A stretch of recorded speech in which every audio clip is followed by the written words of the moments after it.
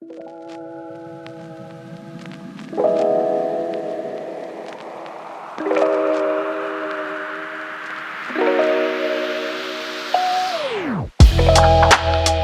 you. Help me understand what you do for Auto Labs. What's a day in the life of Nick?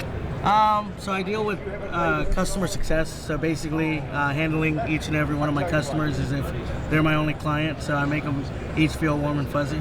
Awesome. Well, as someone who's in the auto business, I got to tell you that something that every client of mine deeply appreciates is when one of their vendor partners has somebody like you that's responsible for making sure that they're successful, because so many of our competitors just sell the business and then just set it and forget it and don't maintain that relationship. So yeah. Good on you and Auto Labs for having that business model. Now, I'm curious to know, if you don't mind me putting you on the spot, we're obviously in a very, very interesting economic time. Dealers are very, very focused on what they're hoping to accomplish for 2024. Since you're working belly to belly with your customer, do you mind me asking you, what are one of the biggest or the two biggest challenges that your customers face right now?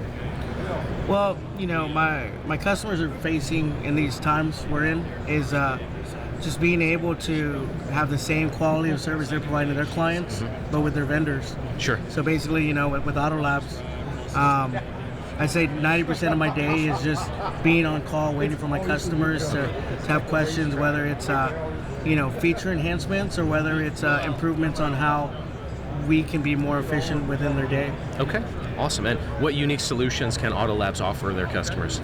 So we have multiple products. We have a telephony system. We have video multi-point inspections.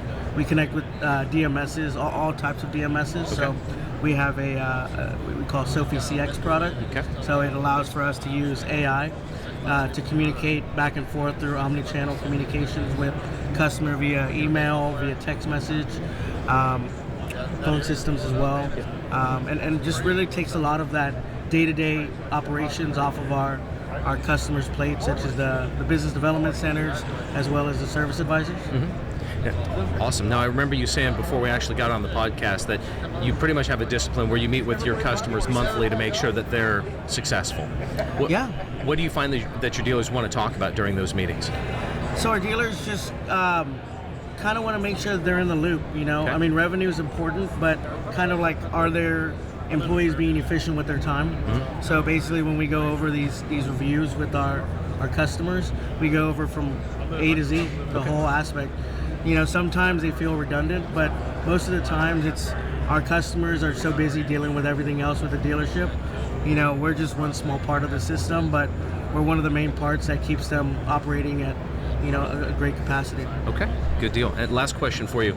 If you could give any advice to the dealer network across the country, you need to do this in 2024 to be successful, what would you put on that list? And it doesn't necessarily have to be related to marketing or operations. It could be finance. It could be anything. What do you think a successful dealership needs to do in 2024? Oof, that's tough. I mean, there's so many things, but focusing on bringing that business back in, being able to retain those customers.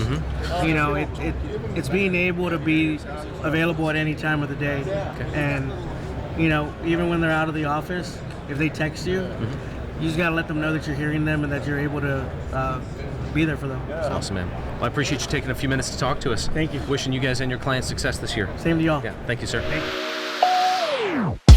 you.